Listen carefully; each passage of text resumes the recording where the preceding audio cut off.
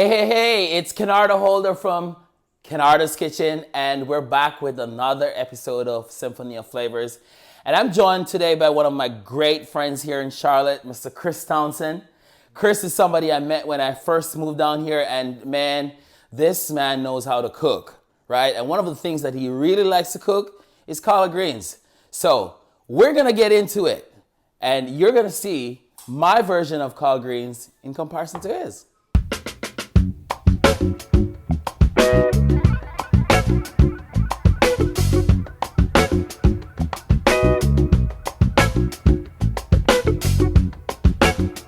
So listen, what I love about collard greens is that it reminds me so much of callaloo, which is a vegetable, leafy vegetable, almost similar to spinach, more hearty, but very close to collard greens. And I remember one of the first times that I had collard greens was actually at Chris's house. He cooked collard greens. So Chris, tell me about, I know I do my version of collard greens a lot different than you. And a lot different than how you grew up doing it. So tell me about your version of collard greens.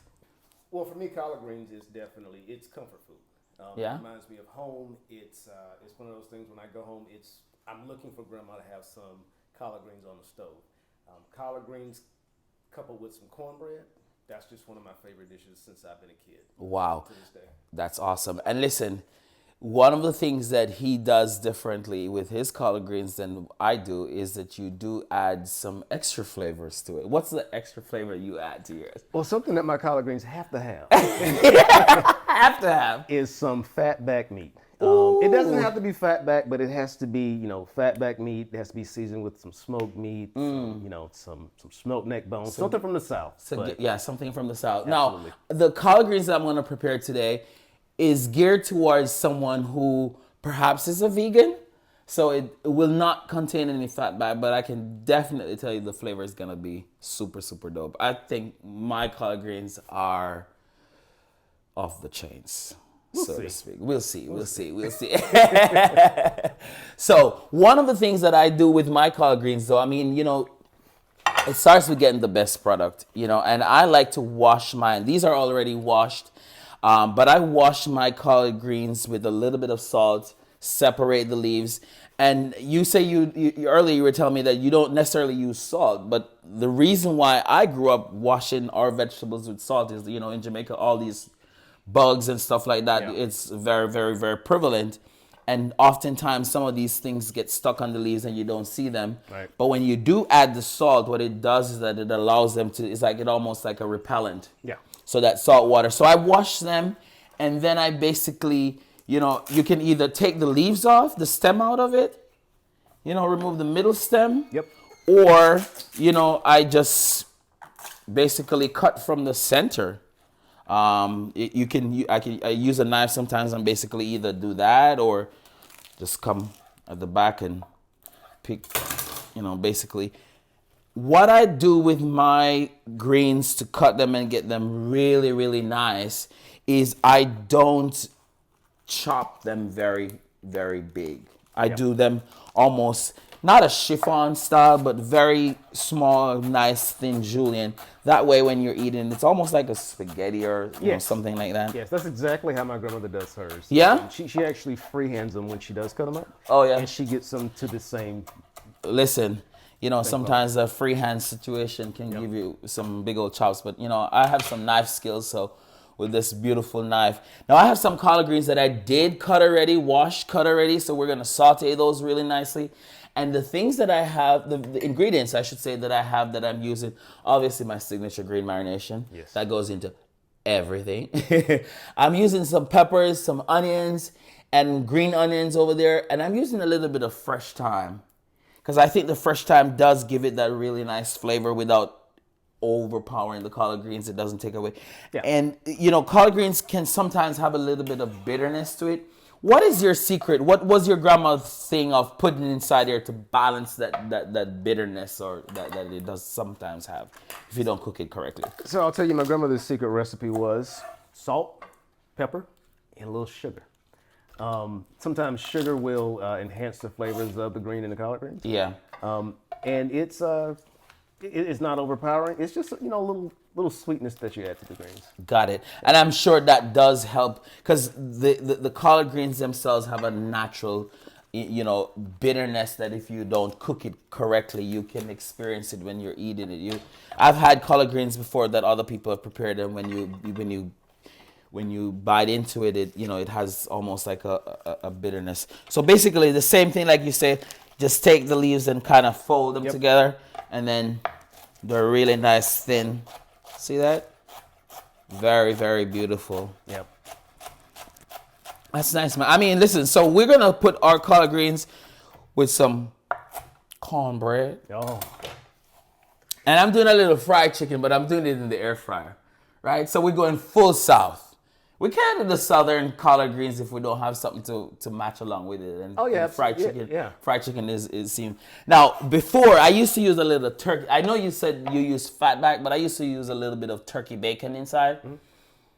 I moved away from the turkey bacon and just decided to go straight. I decided I was gonna try it without using any of that and just try to make it vegan. Yeah. And it turns out really nicely. The vegetable stock that you add to it, or water if you want to use it, does really enhance the flavor to it. Yeah, and that's how my mom cooks hers. My mom, she doesn't use meat. Okay. She has high blood pressure and other issues, so she tries to not use desalted meat, and she just uses onions and green peppers. See, there you go. And when you think about it, all the food that we grew up eating, yes, there may have been a way that we prepared it because of the circumstances or the ingredients that were available at the time. Yep. But as time progresses and you learn and you know better, you do better, and you can enhance and you can cut back. And if it means, maybe removing some of the excess fat back. If you have to. If you have to. And if you don't, then it's quite all right. So we're going to saute these and begin the collard green cooking process.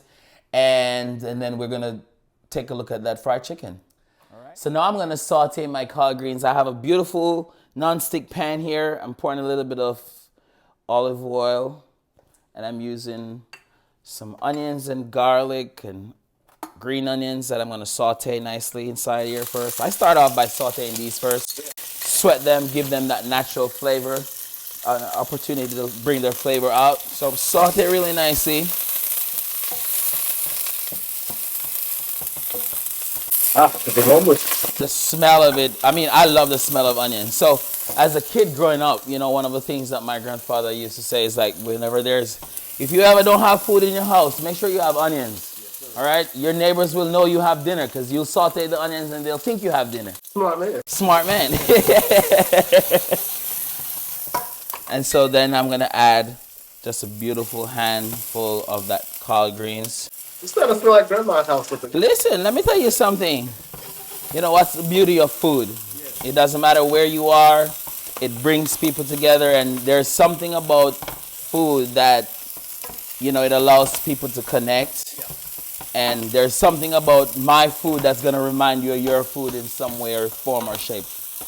And then I'm going to add the marination to it, just a little bit. Not too much. So, you had mangoes too? Mangoes? No, these are actually yellow peppers. Okay. Come on now. Not because it's not grandma recipe, you're going to do me like that. I didn't know. Right. Well, we're not doing it that different.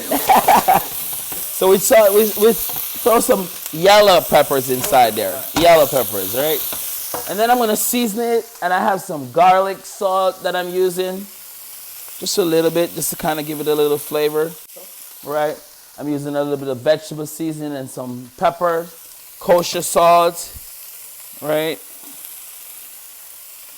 And you can use vegetable stock or you can use water, whichever one is easier and more comfortable for you.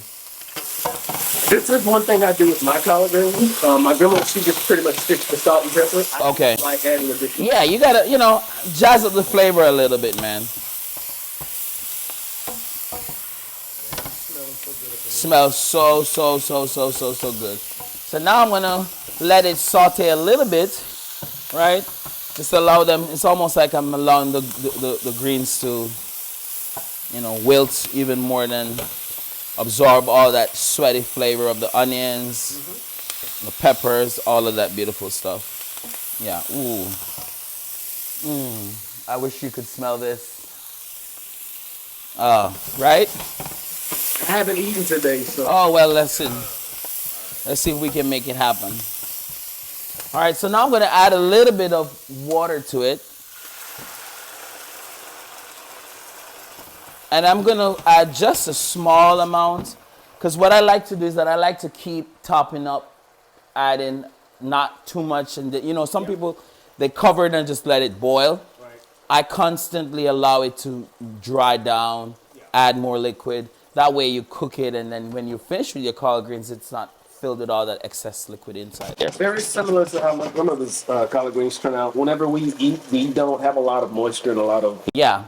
I mean, when you look at it in the pan, it's going to look like it have a lot of liquid. But when you think about how much that collard greens is going to continue cooking and absorb all that liquid.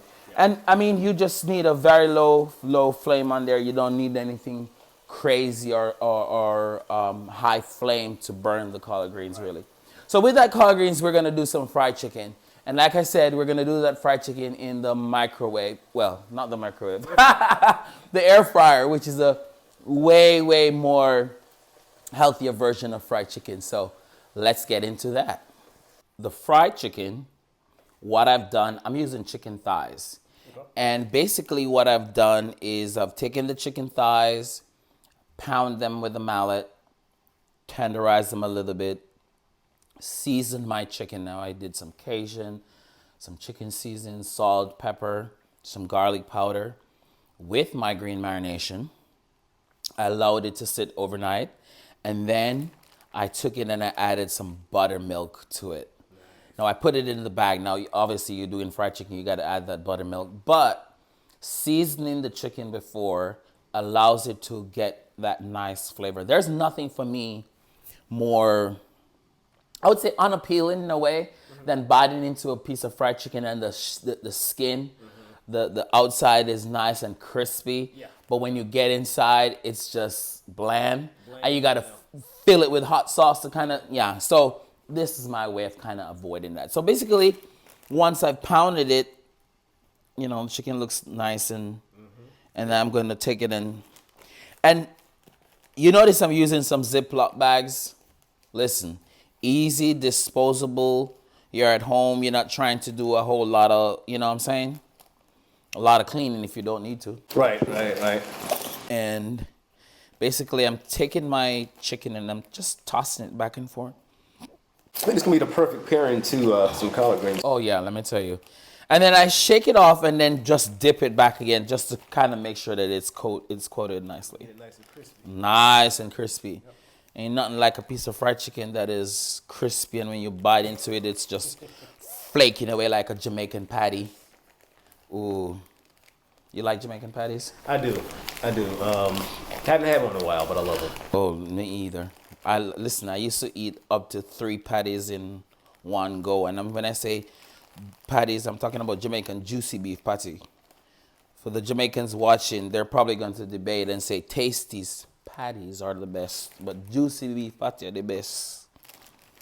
So once I do this and I get them all nice and dusted, then I'm going to put it in the air fryer. And what I use is a little bit of Pam spray. And this one is a blend of regular and olive oil together, because I like to cook with olive oil. And basically I'm going to spray just to kind of make sure that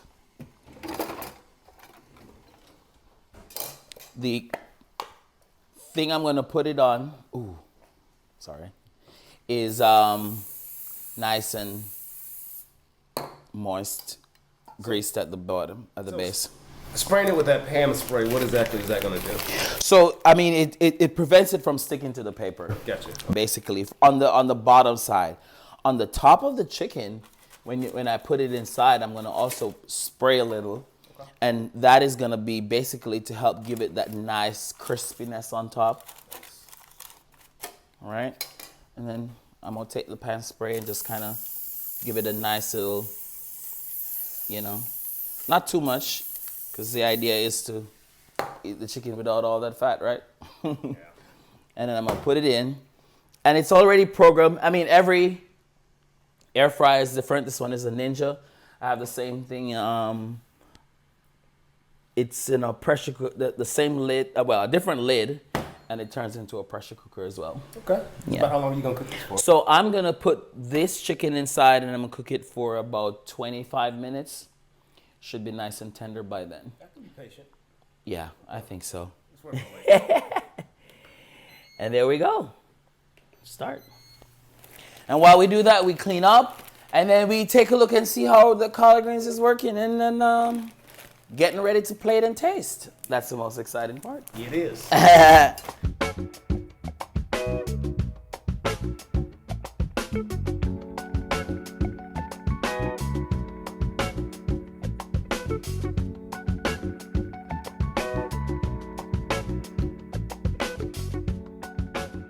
Awesome. So now we have this beautifully plated cornbread with that collard greens at the bottom and that fried chicken. Chris is going to dig into it and let me know what he thinks while we find out. Yeah. Go ahead, please. Bon appetit. Save the best for last.